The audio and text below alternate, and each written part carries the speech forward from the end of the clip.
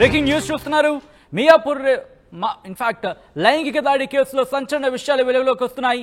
Plan ప్రకారమే యువతపై నిందితులు లైంగిక దాడికి పాల్పడ్డారు. అర్ధరాత్రి కారులో తిప్పుతూ యువతిపై దాడికి దిగారు. 4 ఏళ్లుగా హైదరాబాద్ లో పనిచేస్తున్న కడప జిల్లాకు సంబంధించి యువత మీద దాడికి దిగారు. ఉప్పల్లోని ఓ ప్రైవేట్ హాస్టల్లో ఉంటూ జాబ్ చేస్తుంది. అయితే తాజాగా మియాపూర్ జేఎస్ఆర్ సన్ సిటీలో జాబ్ కోసం ప్రయత్నం చేస్తుంది. ఈ నేపథ్యంలోని సేల్స్ ఏజెంట్స్ జనార్దన్ రెడ్డి, సంగారెడ్డిలతో యువతకి పరిచయం ఏర్పడింది. 30వ తేదీ సైట్ విజిట్ కోసం యాదగిరిగుట్టకు తీసుకువెళ్లారు యువకులు. దారిలో వస్తూ ఉండగా కారుకి బ్రేక్ డౌన్ అయింది. ఆ సమయంలోనే యువతపై లైంగిక దాడికి పాల్పడినట్టుగా తెలుస్తోంది. కూల్ డ్రింక్ లో మత్తు మందు ఇవ్వడంతో స్పృహ కోల్పోయింది యువతి. రాత్రి 11 నుంచి తెల్లవారుజామున 3 గంటల వరకు కారులోనే తిప్పుతూ దాడికి పాల్పడినట్టుగా తెలుస్తోంది నిందితులు. రాత్రి 3 గంటల తర్వాత యువతిని మియాపూర్లోని లక్ష్మీ హాస్టల్ దగ్గర వదిలి వెళ్లిపోయారు నిందితులు. ఉప్పల్ పిఎస్ లో ఫిర్యాదు చేశారు సదరు యువతి. 0 ఎఫ్ఐఆర్ నమోదైంది. నిందితులు సంగారెడ్డి, జనార్దన్ రెడ్డిపై పాత చట్టం ఐపీసీ 376, 323, 509, 420 సెక్షన్స్ కింద కేసు నమోదు చేశారు పోలీసులు. బ్రేకింగ్ న్యూస్ చూస్తున్నారు. మియాపూర్ లైంగిక దాడి కేసులో సంచలన విషయాలు వెలుగులోకి వస్తున్నాయి. ప్లాన్ ప్రకారమే యువతపై నిందితులు లైంగిక దాడికి పాల్పడినట్టుగా తెలుస్తోంది. అర్ధరాత్రి కారులో తిప్పుతూ యువతపై లైంగిక దాడికి దిగారు. 4 ఏళ్లుగా హైదరాబాద్ లో పనిచేస్తోంది కడప జిల్లాకు చెందిన సదరు యువతి. ఉప్పల్లోని ఓ ప్రైవేట్ హాస్టల్లో ఉంటూ జాబ్ చేస్తోంది. తాజాగా మియాపూర్ జేఎస్ఆర్ సన్ సిటీలో జాబ్ కోసం ప్రయత్నం చేస్తోంది. సేల్స్ ఏజెంట్స్ జనార్దన్ రెడ్డి, సంగారెడ్డిలతో యువతికి పరిచయం ఏర్పడింది. 30వ తేదీన సైట్ విజిట్ కోసం యాదగిరిగుట్టకు తీసుకెళ్లారు యువకులు. దారిలో వస్తూ ఉండగా కారుకు బ్రేక్ డౌన్ అయింది. ఆ సమయంలోనే యువతిపై లైంగిక దాడికి దిగారు వాళ్ళిద్దరు అని తెలుస్తోంది. కూల్ డ్రింక్స్ లో మత్తు మంది కలిపి ఇవ్వడంతో స్పృహ కోల్పోయినట్టుగా తెలుస్తోంది యువతి. రాత్రి 11 నుంచి తెల్లవారుజామున 3 గంటల వరకు కారులోనే తిప్పుతూ దాడికి పాల్పడ్డారు నిందితులు. రాత్రి 3 గంటల తర్వాత యువతిని మియాపూర్లోని లక్ష్మీ హాస్టల్ దగ్గర వదిలి వెళ్లిపోయారు నిందితులు. ఉప్పల్ పిఎస్ లో ఫిర్యాదు చేశారు. 0 ఎఫ్ఐఆర్ నమోదైంది. ఇదే అంశానికి సంబంధించి పోలీసులు రియాక్ట్ అయ్యారు. రియాక్షన్ చూద్దాం.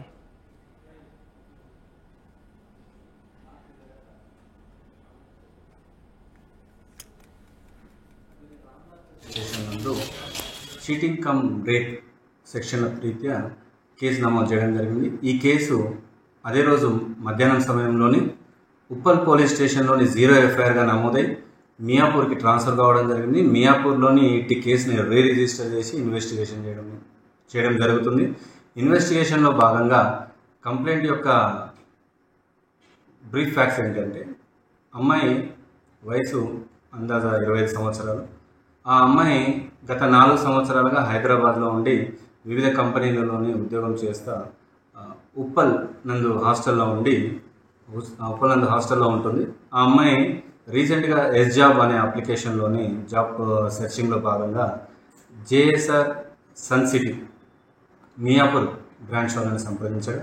అక్కడ పనిచేసేటువంటి సేల్స్ మ్యాన్లు ఆ అమ్మాయిని జాబ్లో పెట్టుకుంటారనే ఉద్దేశంతో కన్సల్ట్ అయిన తర్వాత తేదీ 29వ తారీఖు రోజు ఆ అమ్మాయి ఆ జాబ్ చేస్తానని చెప్పి ఒప్పుకోవడం జరిగింది.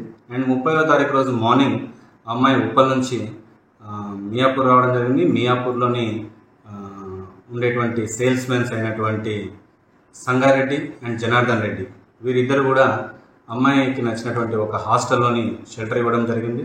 ఆఫ్టర్ అమ్మాయి ఫ్రెష్ అయిన తర్వాత హాస్టల్ నుంచి పికప్ చేసుకొని యాదగిరిగుట్టలో ఉండేటువంటి మీటింగ్ అటెండ్ కావడము అండ్ సైట్ విజిట్స్కి వెళ్ళడం జరిగింది. అండ్ అక్కడ 9 గంటల వరకు మీటింగ్ అయిపోయిన తర్వాత రిటర్న్లో భాగంగా దారిలో వస్తూ అనుకోకుండా కారు బ్రేక్ డౌన్ అయిన తర్వాత ఈ ఇద్దరు జనార్దన్ రెడ్డి అండ్ సంగారెడ్డి వీరిద్దరు కూడా అమ్మాయితో మిస్బిహేవ్ చేయడం జరిగింది. ఆ విధంగా అమ్మాయి బై 3 o'clock టైంలోని మళ్ళీ హాస్టల్లో వదిలిపెట్టడం జరిగింది. తర్వాత అమ్మాయి ఉంటున్నటువంటి ఉప్పల్కి వెళ్ళి ఉప్పల్ పోలీస్ స్టేషన్లోని కంప్లైంట్ ఇవ్వడం జరుగుతుంది. వాళ్ళు రేప్ అండ్ చీటింగ్ కేసుల కింద కేసు నమోదు చేసి మాకు ట్రాన్స్ఫర్ చేయడం జరిగింది. ఈ విషయంలోనే మేము ఇన్వెస్టిగేషన్ చేస్తూ ఉన్నాం. సంబంధిత అమ్మాయిని మెడికల్కి పంపించడం, తర్వాత ఏదైతే ఇన్వెస్టిగేషన్ ప్రాసెస్ ఉంటాయో అవన్నీ కూడా ఫాలో అవుతాయి. నిందితులని అదుపులోకి తీసుకొని విచారించడం జరుగుతుంది. Welcome to RTV. ప్రస్తుతం రోజు రోజుకి ఆడవారి మీద అఘాయిత్యాలు అనేవి ఎక్కువ అవుతూ ఉన్నాయి. అయితే ప్రస్తుతం ఒక యువతి మీద ఎవరైతే పనిచేస్తున్నారో ఒక రియల్ ఎస్టేట్ ఆఫీస్లో వాళ్ళు ఒక ఇద్దరు ఆమెని బలవంతంగా తీసుకెళ్లి అఘాయిత్యానికి పాల్పడ్డారు అని చెప్పి కొన్ని వార్తలు వస్తున్నాయి. అవి ఎంతవరకు నిజం ఏంటి అనే దాని గురించి ఇప్పుడు మనతో పాటు ఆ రియల్ ఎస్టేట్కి సంబంధించిన మేనేజర్ మనతో ఉన్నారు. ఆవిడతో మాట్లాడి పూర్తి వివరాలు తెలుసుకుందాం. నమస్తే అండి. నమస్తే మేడం. అంటే ఆ రియల్ ఎస్టేట్లో ఈ అమ్మాయి కొత్తగా జాయిన్ అయింది. వీళ్ళిద్దరూ అమ్మాయిని బయటికి తీసుకెళ్ళి అంటే వర్క్ నేర్పిస్తామని చెప్పి బయటికి తీసుకెళ్ళి అఘాయిత్యానికి పాల్పడ్డారని చెప్పి తెలిసింది. అది నిజమేనండి? అసలు అది నిజమా కాదా మాకైతే తెలియదు మేడం. కానీ మాకు ఆ విషయం తెలిసిన తర్వాత మేము ఇక్కడికి వచ్చాము.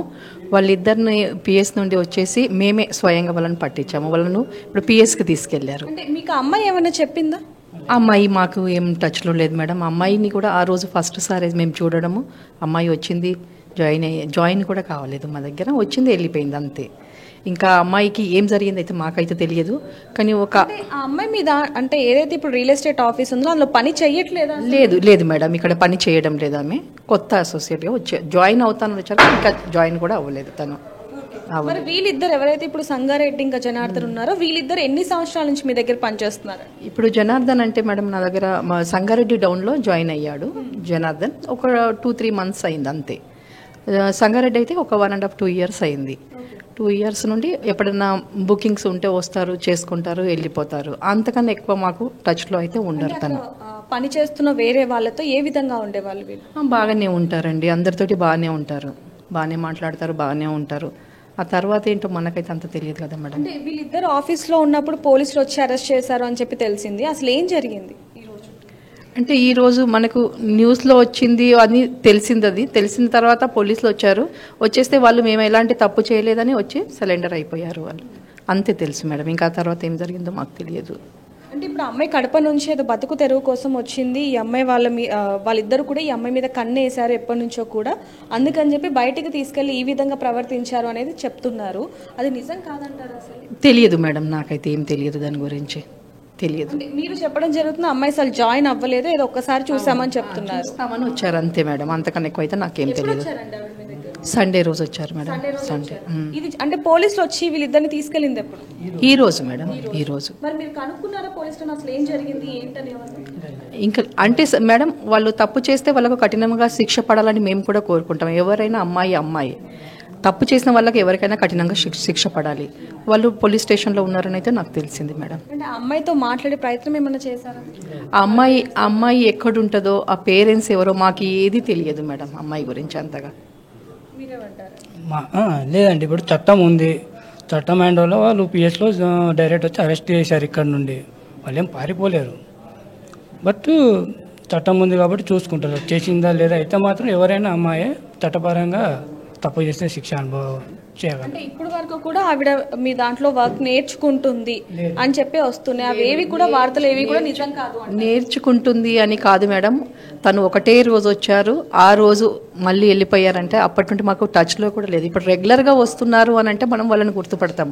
రెగ్యులర్ రాలేదు కదా తను, జాయిన్ అంటూ అలాంటిది ఏమీ లేదు. కొత్త వాళ్ళు ఎంతోమంది వస్తుంటారు, వెళ్తుంటారు, అంతకన్నా అయితే ఏం లేదు మేడం. అంతేనండి. ఇంకా మన దగ్గర ఏంటంటే జనాలు వస్తుంటారు ఫ్రీలాన్సింగ్లో అంటే ఒక అసోసియేట్గా. ఇక్కడ ఏంటంటే ఇన్వెస్ట్మెంట్ లేదు, జాబ్ కొనుగోలు వస్తారు, ప్రాపర్టీ అడ్వైజ్ అంటే ఏజెంట్గా. ప్లాట్ క్లోజ్ అవుతే ఏజెంట్ కమిషన్ తీసుకుంటూ వెళ్ళిపోతుంటారు అంతే. ఇంకా వస్తుంటారు కానీ మనకి ఇంత జరిగేదాకా తెలియలేదు. విన్నారు కదండి, ఎవరైతే ఉప్పల్లో ఆమె కంప్లైంట్ ఇచ్చిందో ఆవిడ తను అసలు మా సంస్థలో అసలు పని కూడా చేయట్లేదు, కేవలం ఏదో ఒక వెంచర్ చూడడానికి మాత్రమే వచ్చింది, ఒక రోజు వచ్చి వెళ్ళిపోయిందే తప్ప తను మా ఏదైతే రియల్ ఎస్టేట్ ఆఫీస్ ఉందో దానిలో అసలు పని కూడా చేయట్లేదు అనేది కూడా వీళ్ళు చెప్పడం జరుగుతుంది. కానీ ఒకవేళ కనుక వీళ్ళు తప్పు చేస్తే ఆ అమ్మాయి విషయంలో వాళ్ళకి చట్టరీత్యం ఎలాంటి కేసులు అయితే ఉంటాయి, ఎలాంటి శిక్ష అయితే పడుతుందో ఆ శిక్ష పడాలి అని చెప్పి వీళ్ళు కూడా చెప్పడం జరుగుతుంది. ఎలాగైనా సరే ఒకవేళ కనుక తన పట్ల వాళ్ళు అసభ్యకరంగా ప్రవర్తిస్తే కనుక వాళ్ళకి ఈ అమ్మాయికి ఎవరైతే అమ్మాయి ఉంది ఈమెకి న్యాయం జరగాలని కోరుకుందాం. కెమెరామ్యాన్ శివతో రిపోర్టర్ దేవిక, హైదరాబాద్.